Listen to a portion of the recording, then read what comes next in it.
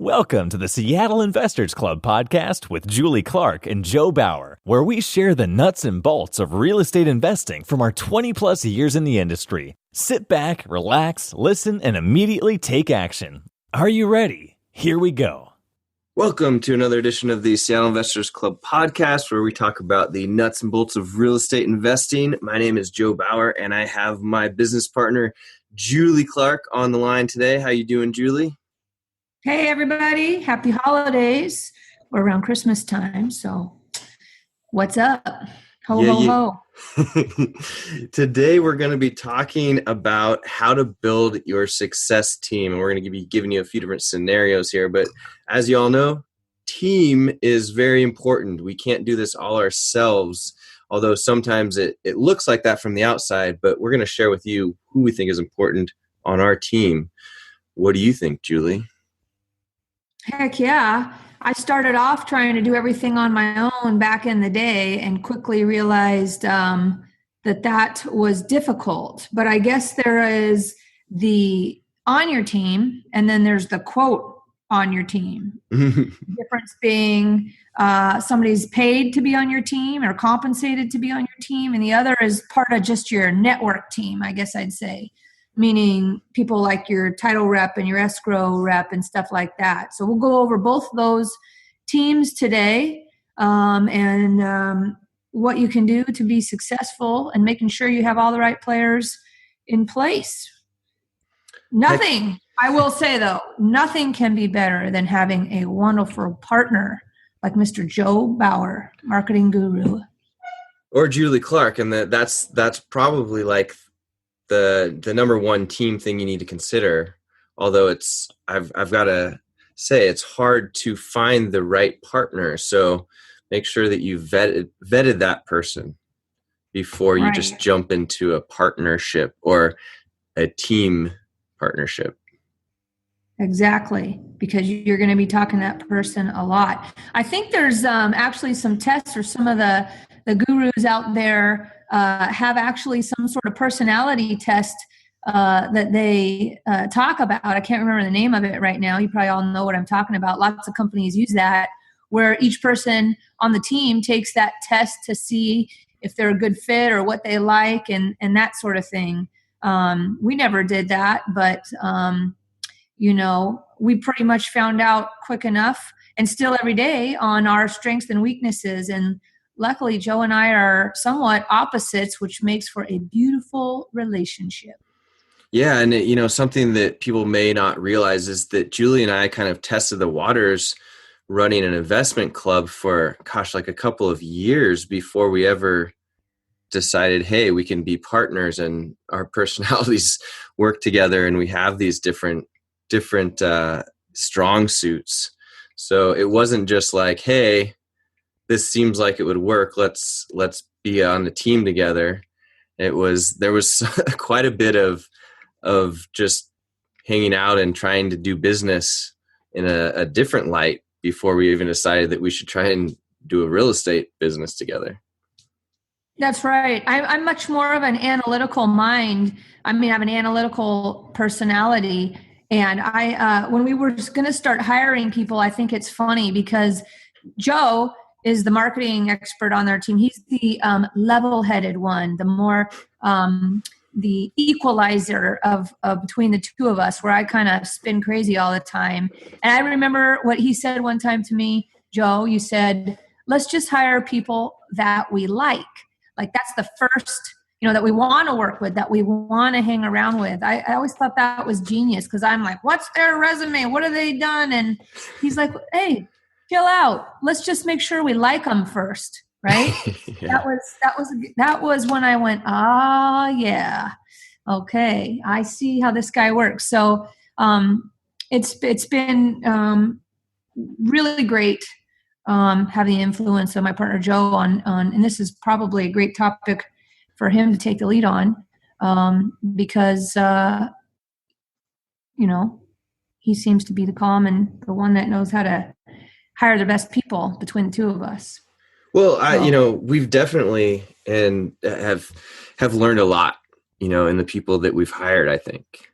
And absolutely, we wasted a lot of time hiring people that not only do we need to like them, because we've had people on the team that we absolutely love and like, but come to find out that for whatever reason, they just weren't the best fit for our needs.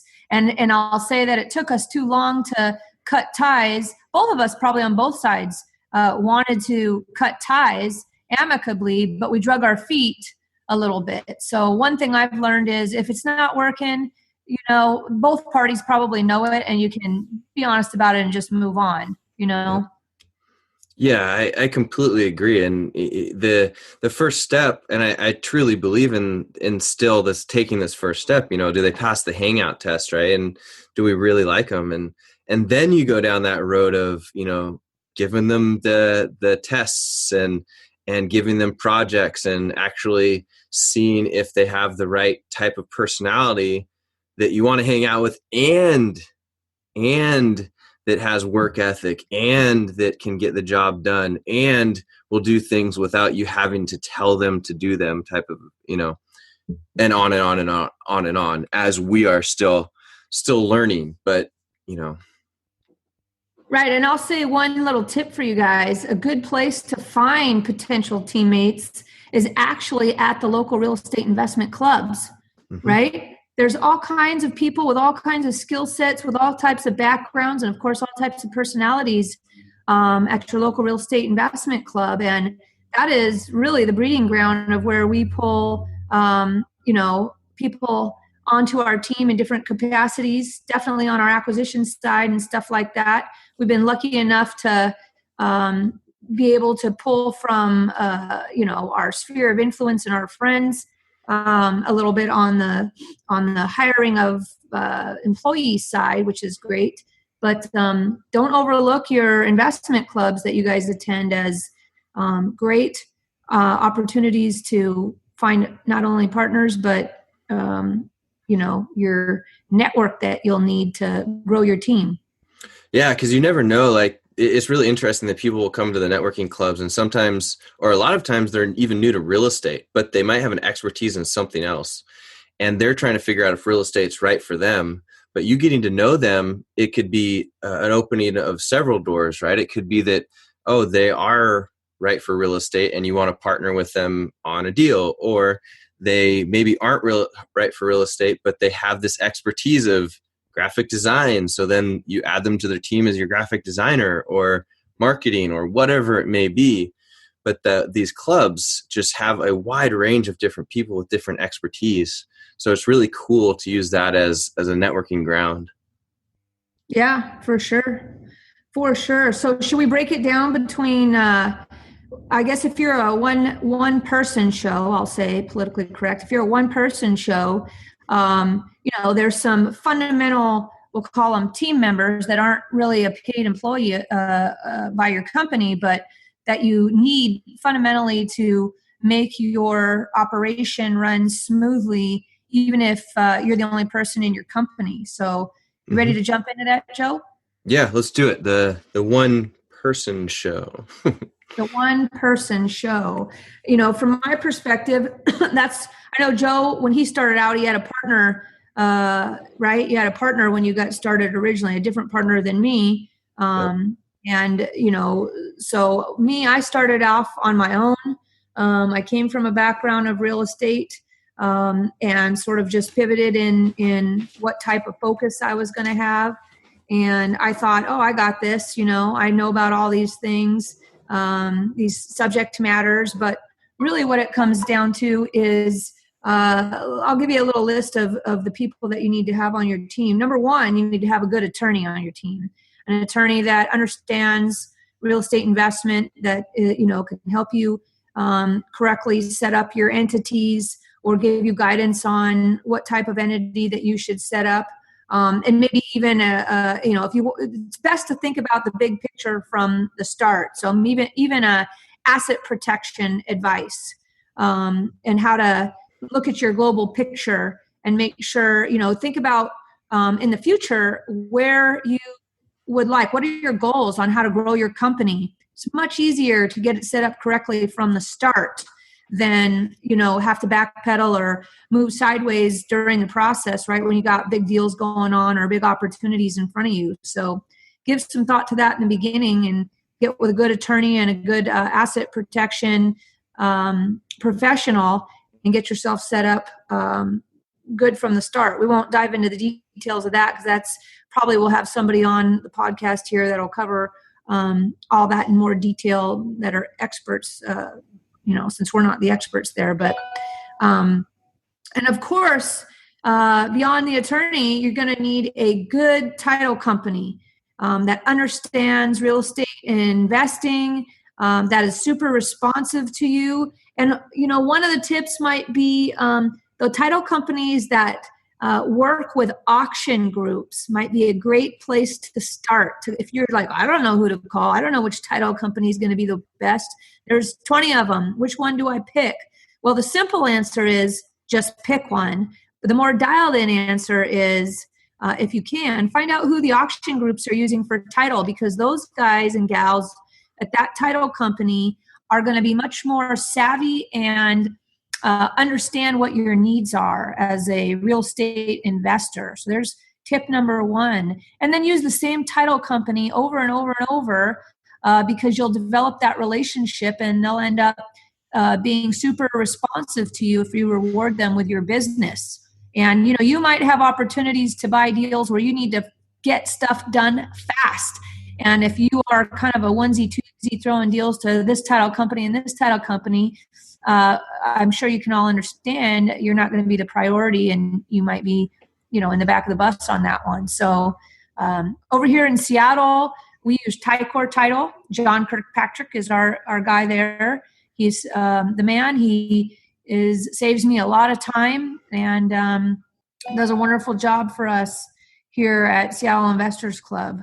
And then on top of that, you need an escrow company, and that can be the same place as your title company, or it could be a different escrow company. And we use Escrow Services of Washington as our go-to for that because they understand our business model, and they have a relationship with Tycor and work very well with Tycor. So it just, it's very simple.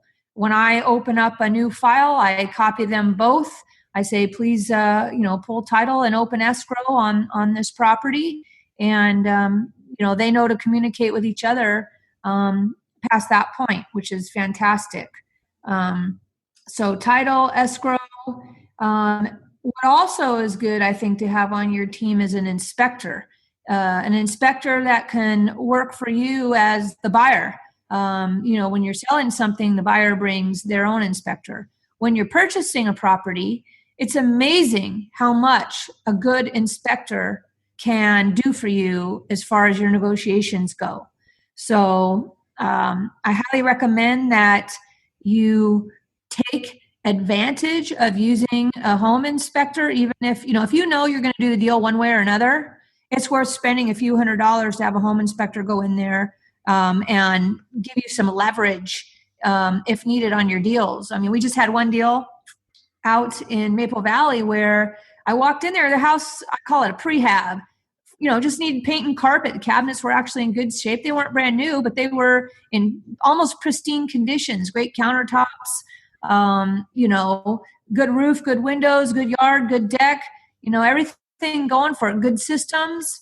So I offered X. I always have an inspection in my contract, and it smelled a little musty. So we made sure to bring an inspector in there and went under the house and found it's, got 1.5 feet of water underneath the house, as well as a couple other things that maybe I missed that gave me some leverage. And long story short, we were able to negotiate the deal down, and I thought it was going to be where I needed to buy it at a certain number. But when I proposed to the seller that I was going to, had these problems that were a little bit unexpected or a bigger problem than anticipated, they actually offered me lower than I was going to offer them, which is fantastic. And that was all because inspector went over there. The seller was actually there when the inspector was there and was worried that we were going to back out of the deal. But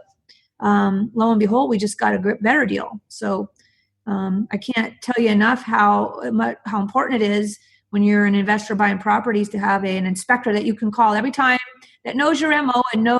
I'm not talking about to be dishonest. I'm talking just it's honest, right? But if you don't have something in writing from a third party, all it does is just give you more credibility when you need to renegotiate. So one thing about is always trying to renegotiate. I wouldn't say I do that every time, but it's not a bad idea is to attempt it. All they have to do is say no, and then you can move forward anyway. Just a little tidbit to think about. But these are, again, we're talking about players on your quote team that, you don't have to, that you're just using in your network of your business there. Of course, Joe can pipe in on this one, having a great mail house. So you're not going to be doing your own mail. Maybe initially there's some sense in doing that a little bit, but once you get rolling, you're going to realize that your time is better spent doing something else. So I'll let Joe pipe in here about how important having a good mail house is and what attributes should you be looking for that position on your team, Joe. Yeah, definitely. And mail house is so important, especially to us when we talk about how important marketing is, and it should be important to you as well. The mail houses that we use are yellowletters.com and Go Big Printing. The reason that we use those mail houses are, number one, because they communicate really, really well. Number two, because they offer a competitive price point. And then I would say that number three, they give you some examples of things that have worked for other people, and you can take and edit those to fit what you need to be doing. So, and a good example of communication is that there's been several times when I've submitted stuff even, and, in business, we're moving quickly and I miss something, and the mail house will catch it and be like, hey, did you mean to do this? Did you mean to put the address in the wrong place? And it's like, oh, no, actually I didn't. Thanks for catching that.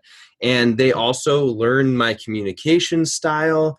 They are just really, really good at helping to get things moving in the right direction. So having a mail house that you can talk to is incredibly essential, and you should have it on, you should know the people that you're talking to. They should know you. That should be how often that you're sending things to your mail house. And Joe, how much do we pay for mail? Or what's our rate? Yeah, I think we're at around 33 to 34 cents a postcard. And that's with yellowletters.com. I should also mention that they have bulk discounts. So if you can send a lot of mail, you will get better rates, because we send a lot of mail, we get the best rates. But you can also, if you're looking for a discount, we have one through yellowletters.com. If you use the code Seattle Investors Club, I forget what it is, you get 10% off or 5% off or something like that. But that can help you to get started, to get those rates down a little bit. But make sure that you talk to the people. They're all people back there. They all have businesses. And, if you need something done, you can ask them. The Go Big Printing, we use them more because for smaller lists and higher end pieces or pieces of mail, right? So if you want things that just look better in hand, and yellowletters.com can do that as well, but Go Big has a system set up where you can just drop in your list and it just churns through a number of high quality pieces. So I feel like you need to have both things at your disposal so that you can try certain aspects of different letters or different lists and different quality and see how it performs. Word. No doubt. So I'll continue on. So we've got so far: an attorney, title company, escrow company, home inspector, a mail house. I think to add further down the marketing line, maybe having let's back it up for a second. How about a good CRM team like Podio or Investor Fuse is who we use.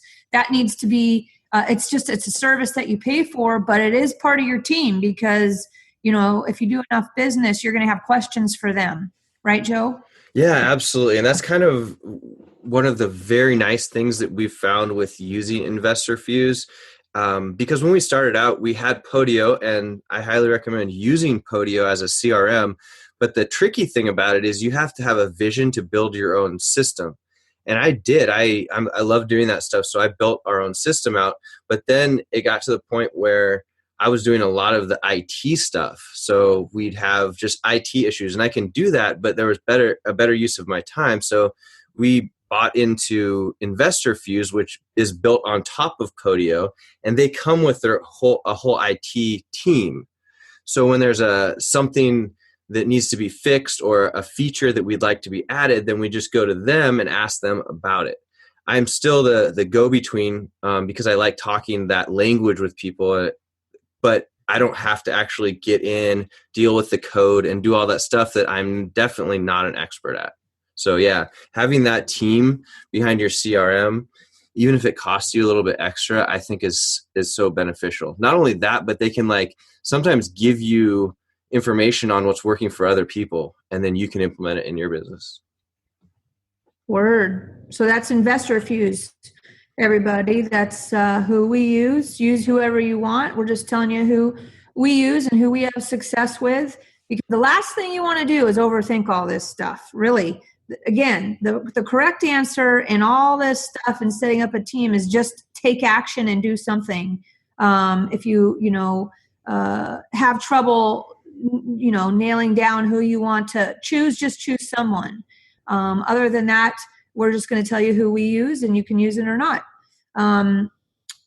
So beyond Investor Fuse, how about the craze today, a big thing people are doing, both agents and investors, are Facebook ads. And probably, we're in the process of testing that ourselves. I'm not sure if Joe has anybody he wants to specifically recommend on that, but just the concept of having a Facebook marketing assistance or team to help you do with online ads in general, whether that be Facebook or Google AdWords or whatever, that seems to be obviously a great source of leads. It costs money, takes time to figure it out, but I'll let Joe talk about that because that's his lane. Yeah, so it kind of depends on where you're at. I think that the first thing you want to do is make sure that you have your mail team set up and that you're consistent with the mail, because, gosh, we just keep going back to that, don't we, Julie? Just keep going back to the mail. We always want to say that the mail doesn't work, but I tell you what, if you know how to follow up correctly and you know how to, I guess, pull a good list, the mail absolutely does work. It is less response rate maybe than it used to be, but there are definitely still deals there. I don't think it's something that you should take out of your marketing plans entirely, but you need to pay attention, learn about, and study, and learn about how to pull good lists and what lists work for your area, because it's all about the list. Okay, it isn't about what the postcard says, right, Joe? Totally. Well, that's just a little sidetrack there on, not letting everybody talk you out of direct mail, saying it's dead. It's tough, but it still works. Yeah, it's back to the online stuff. It's still what you got to have, and I just wanted to say that because I feel like the direct mail still needs to be your backbone, and then once that's going, then you can try some of the Facebook stuff, and maybe if you come from another industry that is like you're an expert, a guru at Facebook or Google AdWords, then you can approach it from a different aspect. Then that can be the main source for you. But I don't know anybody that's doing that effectively enough. Make sure that your mail is in place, and then look into Facebook, then look into Google AdWords. If you're looking for some people to get on your team for those particular things, currently we're using a company called GeoFarm or GeoFarming for Facebook, and they do some other stuff as well that can be integrated. Their communication has been very good, so I recommend them. I can't say that we're getting close to 2 months now. I can't say that we've had we've had response, but have we had any really good deals or leads on that yet, Julie?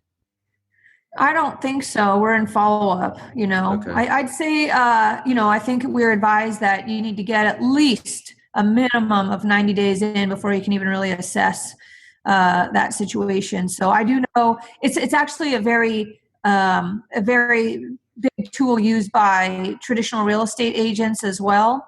I think you have to just commit to it and stay consistent with it and test it and let them do their thing before, it's one of those things. I think all online stuff, you'll hear gurus like, I think Sean Terry and those guys, they spent tons and tons and tons of money trying to figure out their system and what works to have success with online marketing. And I'm sure they have figured it out at this point, and paying attention to those teachings and stuff like that from Flip to Freedom and some of these other gurus might make sense to do, but it's probably expensive at first when you're first getting started to, like Joe said, to lead with that unless you have some sort of in or expertise there. And we're committed to sticking with the Facebook ads for at least a year. I mean, we've budgeted to do that, and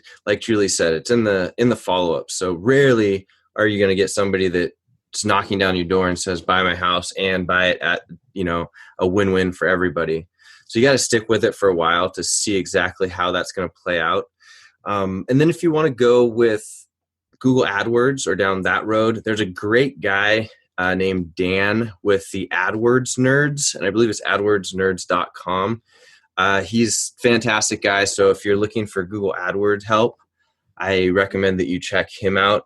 We had a tough time with it in Seattle, so we're not spending much money on Google AdWords right now. It just seemed like the competition was really high, but that doesn't mean if you're in another market that you can't capitalize on that, because I do know people that are doing well with it. It was just very competitive in our market.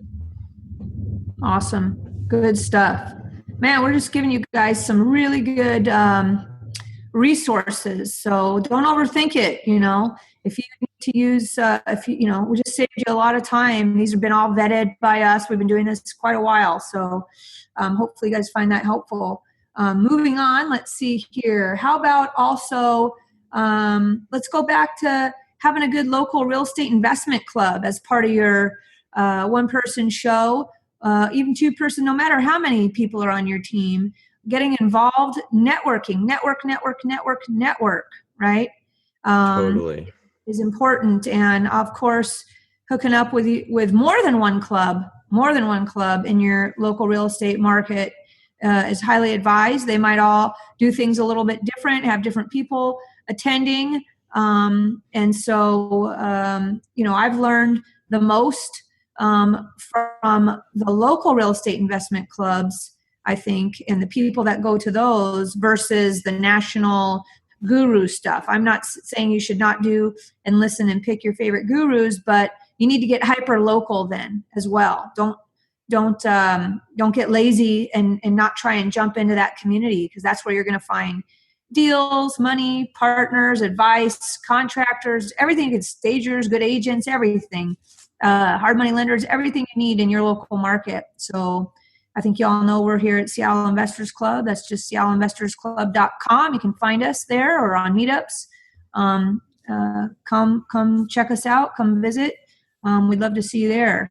Something else that I think would be interesting for people as well, Julie, is if you have the ability, ask those clubs once you know that you like them, if you can volunteer for them.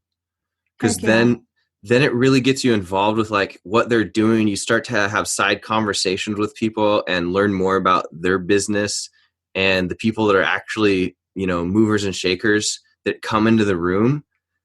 And that is just, I think that that's the way to like supercharge the way that you network at those clubs. For sure. Right. Good point.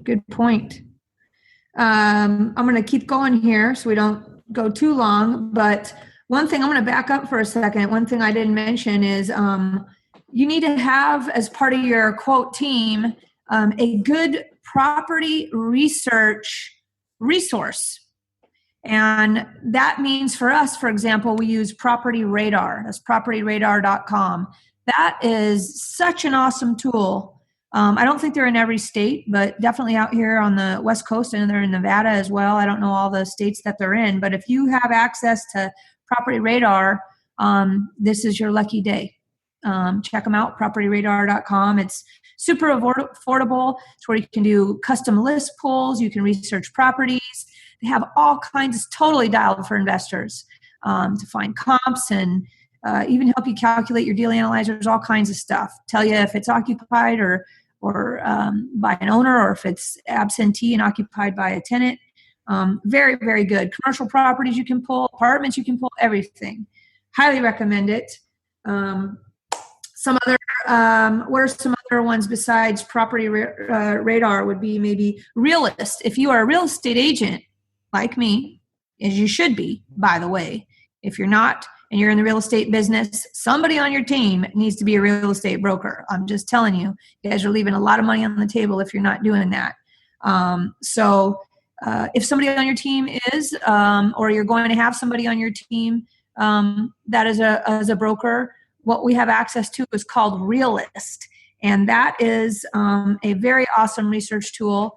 Not only can you see the details about the properties, zoning, age built, it's just an easy one-stop go-to. It gives you kind of an average value or value range that you can use as a little cheat sheet. It also keeps track of if the property was ever listed before or sold before, rented before, and sometimes you can even find seller phone numbers on there if it was a canceled or expired listing or things like that, plus old photos and all that stuff. I mean, definitely I use both Property Radar and Realist hand in hand daily, no doubt. Then there's other stuff out there, I think, like RealFlow and things like that, that you'll learn about probably through some of your guru education. But you have any tips on Property Radar or anything you want to add about property research tools, Joe? Typically I'm utilizing them for list pull services, things like that. So just making sure that they can be functional for what you're trying to do. If you're trying to pull certain types of lists, we've even played a little bit with, was it Rebo Gateway? Rebo Gateway. Yeah. And they have some niche things as well there. So if you can find the list pulls or the property research tools that you think are going to help or work best with your strategy, I think that's going to be the most beneficial for you. So like, for example, if you're looking for foreclosure type of stuff, you might be going down a different road than someone that's not going to be going after foreclosures or some other kind of unique, interesting list pull. Speaking of list pull, let me just remind everybody that it is very, very, very cost effective to have a relationship with a title company and do a list pull through them. If you haven't talked to your title rep about list pull through them and the service they offer, then make sure that you definitely do that soon. And in addition, a paid for list that might have some detailed info that some of these other sites might be something like List Source.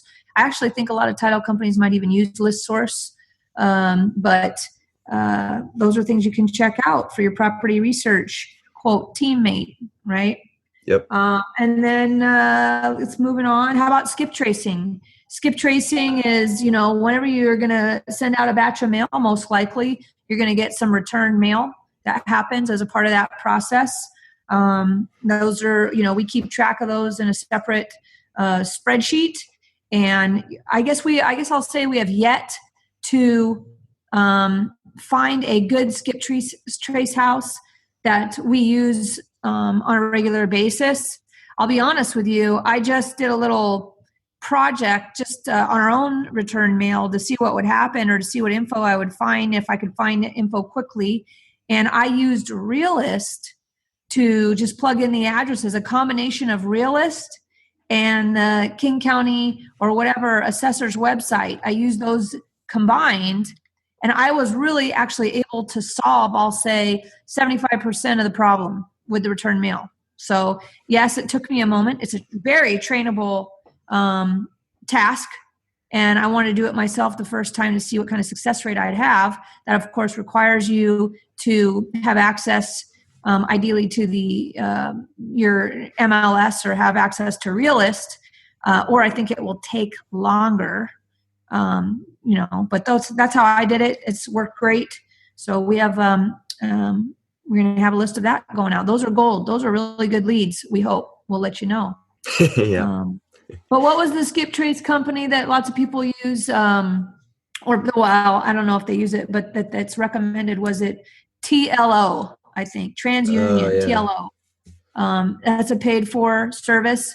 Maybe it's a combo that you do where if you have the ability to time block, those are good leads. You might want to make sure you work that into your schedule, a couple hours a week or something, and research your return mail. We do a lot of mail, so we get a lot of return mail. If you're, getting started and you're doing less, you certainly probably can make the time to figure out, the answer on doing your own little research there. But TLO is a paid service.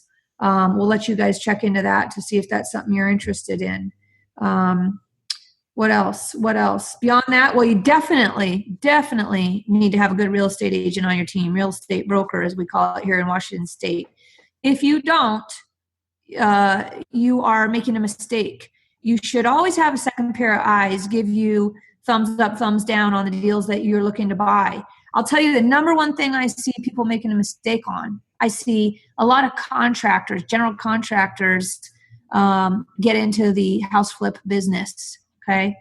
And they tend to think they can fix anything. They can take on any project, right? Big or small.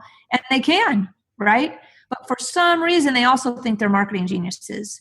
And so they buy what I'll call properties with variables because they think they can fix everything, which I'm sure most of them can. Okay. But from a marketing and agent and broker and resale perspective, I find a lot of contractors who don't have a good agent on their team that they run all their deals by first before they buy it, make major mistakes. Sure, they can, get the property fixed up, but they're buying the wrong stuff. Okay. So it's not just that you need an agent to help you sell your property. You need an agent to help you on the front end, make sure you are buying the property at the price you should be buying at, or if you should even be buying it at all. I get people sending me deals, club members and stuff all the time. They say, I'm thinking about going after this. What do you think? And sometimes I say, I don't like it. Don't do it. The variables are bad on it. It has, these things that are not controllable by you to fix it or whatever. And the last thing investors need to do is buy properties that have variables on it, especially if you're getting started out. Okay, we've had another podcast that we have out or will have out that'll cover that topic. But it doesn't hurt you. It's free to have the opinion of your real estate broker from the start. So don't be a ding dong and skip that step. If you're in Seattle, I'm here. I'm happy to help you guys. Julie at SeattleInvestorsClub.com. Totally have a great deal for investors who need help. Either I'm happy to help you on the front end, as long as I'm not doing the work of some other agent that you're going to list with. That'll be their job. But I'm happy to help you guys if you need any help. And I'll leave it at that. Again, last thing, make sure somebody on your team gets a real estate license, or you won't have access to some of the great tools like Realist that could be made available to you. I'll say everybody should have a guru on their team or be able to educate, not on their team, but who maybe a guru, one or two that they listen to for, innovation, good ideas, think tanks. Those guys have a lot of money. They're constantly, they're in the education business. We're in the hyper local education business, which our stuff can apply to anyone, but, it's always good to listen to other people. I definitely get a lot of advice from other investors in town, and the gurus that I like to listen to are Sean Terry, Flip to Freedom, and I also like John Cochran, who is sometimes they call him the king of systems, System Saturday. That guy is a thinker. He's always seems to be one step ahead of the curve on pivoting. So I enjoy that sort of stuff. There's a lot of noise out there, And I'll say one thing about Seattle Investors Club is what we try to do is basically make the path when you're getting started a little more narrow, help you get focused on what you should be learning first, because there is a ton of information out there. It's hard to even decide what to focus on at first. So come join us, and hopefully, maybe even just listening to this podcast will help you get on a more clear path to kicking off your investing career or taking it to the next level. Right, Joe? Yeah. Heck yeah. Heck yeah. Heck yeah. So, that kind of rounds out the quote on your team. If you're a one-person show or any person show, the players that you should have to make your business operate smoothly. All those people need to be on your team. You leave one off and you become inefficient. Things take longer. You'll mess up. You'll grow faster. You'll scale faster, and you'll do it while you're educated too. Don't try and figure things out yourself. Get the experts to do that for you, right? Heck yeah. Got it. Right. So maybe we should move on to, like, if you start hiring people onto your official team in your company, what does that look like? Do you, pay them by the hour? Do you pay them only, on success of getting something closed? What do you think, Joe? How does somebody get started in that? And I guess I'll say, and what positions do we think should be salaried and paid versus on a success-based program? Yeah. So, I can give my opinion first, and it may be different than your opinion, and we can go back and forth on this. My first opinion is that you want to be able to do everything in the business yourself, or at least in your business, you want to be able to do everything yourself first, and then figure out what things you like to do the best or things that you don't like to do. And that's where you really, really want to get those first people in those places. Now, whether or not they're salaried or contractors or hourly or how that works, just want to make sure that you check out the employment laws in your particular area, because those are all going to be a little bit different, and you might have to do some digging like we have here in Seattle to figure out exactly what those mean.